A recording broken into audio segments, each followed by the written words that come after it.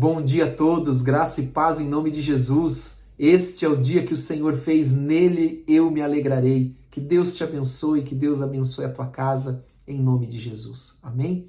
Eu quero convidar você, que está aqui sempre conosco, você que vai depois, mais tarde, ver esse vídeo e meditar na palavra, orar conosco, que abra a sua Bíblia, se você tem uma Bíblia, lá no Evangelho de João, no capítulo 9. Nós vamos ver o final desse capítulo. Eu quero que você entenda que todo este capítulo 9, que fala começa com esse cego, falando deste homem, esse cego de nascença que foi curado, Jesus é sempre muito didático. Então Jesus está ensinando por meios naturais uma verdade espiritual, e aqui também não é diferente na cura deste homem. Também não é diferente. E eu entendo que por ela está registrado no Evangelho de João um capítulo inteiro falando sobre isso. E se você olhar, ele começa já no capítulo 8, porque a discussão começa lá no capítulo 8, de quem é pai de quem. Amém? Depois já dizem que os judeus já começam a dizer que Jesus é samaritano endemoniado. E aí vem o capítulo 9 e você vai entender como tudo está interligado. Como toda a palavra de Deus, ela fala das coisas naturais, mas por trás, na didática de Jesus, ele está falando também de coisas espirituais. Então, se você acompanhar comigo, aqui no capítulo 9, no verso 35, Jesus ouviu que o haviam expulsado e, ao encontrá-lo, disse: "Você crê no Filho do Homem?" Aquele homem que foi curado, ele foi expulso pelos judeus do templo. Estocaram ele de lá. Mas quando Jesus soube disso e o encontra, ele diz assim: "Você crê no Filho do Homem?" Perguntou o homem: "Quem é ele, Senhor, para que eu nele creia?" É como o coração desse homem estava aberto. Sabe, o coração desse homem nos ensina de como os nossos corações devem estar abertos. Como nós devemos ter os nossos olhos espirituais abertos. Porque senão nós vamos ser cegos espirituais. Mas será que é possível alguém que já nasceu de novo se tornar um cego espiritual? Claro que é. Claro que sim. Basta não parar de praticar, de viver a palavra de Deus. Basta ele não mais buscar o Senhor, achar que ele não precisa, achar que ele já sabe o suficiente, que ele já é santo o suficiente. Basta ele fazer isso. E então, aquele homem com seu coração aberto diz: "Senhor, quem é ele para que eu nele creia?" Disse Jesus: "Você já tem o visto. E é aquele que está falando com você." Jesus está dizendo: "Sou eu." Veja, quando ele falou isso, aquele homem não falou assim: "Mas você? Não, mas você é muito comum. É muito parecido com a gente. Como que você vai ser o Filho de Deus? O Filho do Homem, o Messias? O Cristo? Não, não pode ser." Então o homem disse: "Senhor, eu creio." E o adorou. Que coisa maravilhosa é essa. Que coisa linda é essa. Porque aquele homem, ele não teve só os seus olhos físicos abertos, mas o seu espiritual. E é disso que nós temos falado nesse capítulo 9, desde o início, que nós começamos, na oração da manhã e da noite de ontem. E ele então o adorou. Ele se prostra ali diante de Jesus. Nós precisamos ter este coração quebrantado, para que os nossos olhos estejam sempre abertos, eles não venham, de repente, pela nossa incredulidade se fechar, pela dureza do coração se fechar, pela religiosidade se fechar. Disse Jesus: "Eu vim a este mundo para julgamento, a fim de que os cegos vejam." Presta atenção. "E os que veem se tornem cegos." Ele está falando aqui da visão natural? Não, ele está falando da visão espiritual. Para que os cegos vejam, os cegos espirituais.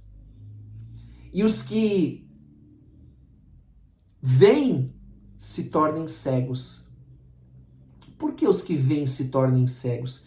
Não é os que veem porque tiveram seus olhos abertos, porque creem em Jesus, porque adoram Jesus, não. É aqueles que pensam que têm os olhos abertos. Aqueles que pensam que são filhos de Deus. Aqueles que pensam que são filhos de Abraão. Como você pode ler depois no capítulo 8 e 9 de João. Aí, o que aconteceu? Alguns fariseus, olha só, capítulo 8, a discussão que eu falei para você, capítulo 9, né, o cego sendo levado até os judeus depois e sendo questionado, né, para ver se eles encontram alguma contradição, porque eles não queriam acreditar. Então, alguns fariseus que estavam com ele ouviram-no dizer isso e perguntaram: acaso nós também somos cegos? Eles entenderam agora. Acaso nós somos cegos? Porque ele está dizendo para que os que veem sejam cegos. Disse Jesus: se vocês fossem cegos, veja, nós estamos falando das coisas espirituais, daqueles que enxergam as coisas espirituais, a palavra de Deus, entendem a palavra, creem em Jesus Cristo. Aqueles que têm Jesus Cristo como seu único Senhor e Salvador. Aqueles que creem na obra redentora da cruz. Ele diz: se vocês fossem cegos, não seriam culpados do seu pecado. Por quê? Porque eles não conhecem, eles não veem, eles não sabem.